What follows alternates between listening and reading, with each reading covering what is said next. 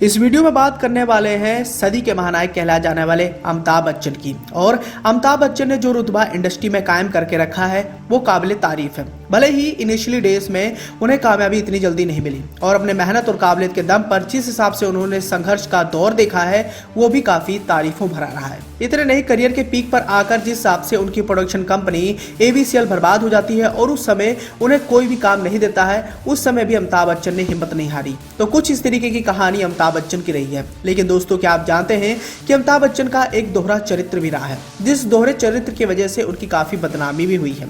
यहाँ हम आपको इस बात से रूबरू कराना चाहेंगे कि अमिताभ बच्चन इतने बड़े सुपरस्टार ऐसे ही नहीं बने, इसके पीछे कई लोगों का संघर्ष भी रहा है। इनिशियली डेज में बताया जाता है कि अमिताभ बच्चन को जो पहली बार फिल्म सात हिंदुस्तानी में काम करने का मौका मिलता है तो इस पहली फिल्म को दिलाने वाले होते हैं गांधी परिवार, और गांधी परिवार के साथ उनके अच्छे खासे संबंध थे और गांधी परिवार के रसूख की वजह से उन्हें पहली बार फिल्म सात हिंदुस्तानी में काम करने का मौका मिलता है। इसके बाद में गांधी परिवार की वजह से सुनील दत्त साहब उन्हें अपनी बड़ी फिल्म रेशमा और शेरा में एक बड़ा किरदार निभाने के लिए देते हैं। और आने वाले समय में इस कदर कई सारे ऐसे लोग अमिताभ बच्चन की जिंदगी में आते हैं जो उनके करियर को उठाने की कोशिश करते हैं, और महमूद भी उन्हीं में से एक थे।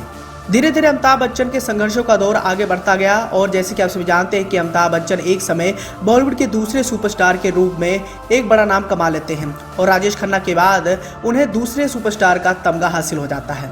लेकिन यहाँ हम आपको इस बात से भी रूबरू कराना चाहेंगे कि अमिताभ बच्चन की कामयाबी के पीछे जिन भी कलाकारों का हाथ रहा है उन कलाकारों के साथ अमिताभ बच्चन के संबंध मधुर नहीं रहे हैं। और उन्हीं कलाकारों की तरफ से डालें तो धर्मेंद्र भी बॉलीवुड के एक ऐसे भी शख्स रहे जिन्होंने अमिताभ बच्चन के करियर को उठाने के लिए काफी मदद की थी। यहाँ हम आपको ये भी बताना चाहेंगे कि अमिताभ बच्चन जब बॉलीवुड फिल्म इंडस्ट्री में संघर्ष कर रहे थे तो उन्हें अपने साथ एक बड़ी फिल्म का हिस्सा बनाने वाले धर्मेंद्र थे।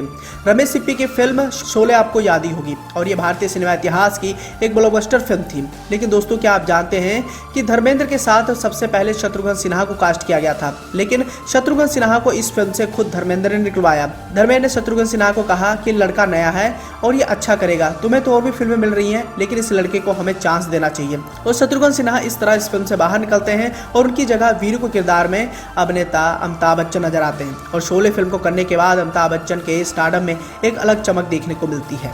इतने नहीं, आने वाले समय में धर्मेंद्र अमिताभ बच्चन को कई सारी और भी फिल्में दिलवाने में कामयाब साबित रहते हैं और इन सभी फिल्मों को अमिताभ बच्चन करके एंग्री यंग मैन का खिताब भी जीतते हैं। अब ऐसे सेकंड लीड हीरो के तौर पर अभिनेता अमिताभ बच्चन ने कई सारी फिल्मों में काम किया, लेकिन उनके करियर को एक नई पहचान दिलाने वाली फिल्म जंजीर साबित हुई थी। और जंजीर फिल्म को करने के बाद अमिताभ बच्चन के करियर को एक लंबी उड़ान मिली और एंग्री यंग मैन का खिताब उन्हें इस फिल्म के बाद ही मिला। लेकिन दोस्तों, क्या आप जानते हैं कि इस फिल्म का सबसे पहले ऑफर धर्मेंद्र को हुआ था, लेकिन धर्मेंद्र ने इस फिल्म को करने से मना कर दिया।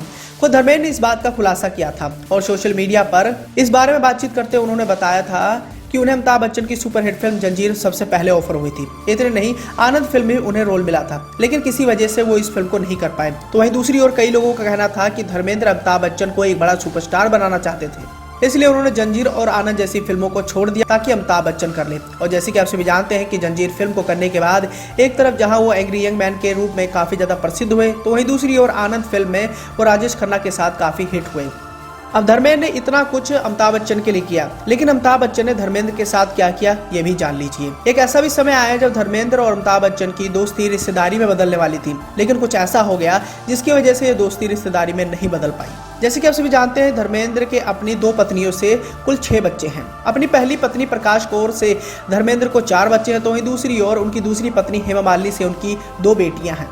और दोस्तों, क्या आप जानते हैं कि धर्मेंद्र की दूसरी पत्नी हेमा मालिनी से उनकी सबसे बड़ी बेटी ईशा देओल की शादी अमिताभ बच्चन के बेटे अभिषेक बच्चन के साथ होने वाली थी, लेकिन ऐसा नहीं हो पाया और बाद में बेटी ईशा देओल ने साल 2012 में मशहूर बिजनेसमैन भरत तख्तानी से शादी कर ली। तो वहीं दूसरी ओर अमिताभ बच्चन के बेटे अभिषेक बच्चन की शादी ऐश्वर्या राय के साथ हुई। हालांकि बॉलीवुड में डेब्यू करने के बाद ईशा देओल और भरत तख्तानी एक दूसरे को डेट करना शुरू कर दिए थे, लेकिन ईशा देओल की जिंदगी में एक ऐसा पल भी था जब उनकी मां हेमा मालिनी एक्टर अभिषेक बच्चन से उनकी शादी करवाना चाहती थी। हालांकि ईशा देओल ने इससे साफ इनकार कर दिया था। तो वहीं दूसरी ओर यह भी बताया गया था कि खुद अमिताभ बच्चन इस रिश्ते के खिलाफ थे। अब ये वही दौर था जब हेमा मालिनी अपने दामाद के रूप में अभिषेक बच्चन को खूब पसंद करती थी और वो चाहती थी कि मेरी बड़ी बेटी ईशा देओल की शादी अभिषेक बच्चन के साथ हो जाए, और सब कुछ ठीक ठाक चल भी रहा था। और धर्मेंद्र ने भी इस रिश्ते को हरी झंडी दे दी थी। धर्मेंद्र भी चाहते थे कि मेरा सबसे पुराना दोस्त अमिताभ बच्चन है और मेरी दोस्ती अगर रिश्तेदारी में बदल जाती है तो इसमें हर्ज ही क्या है। लेकिन अमिताभ बच्चन के मन में कुछ और ही चल रहा था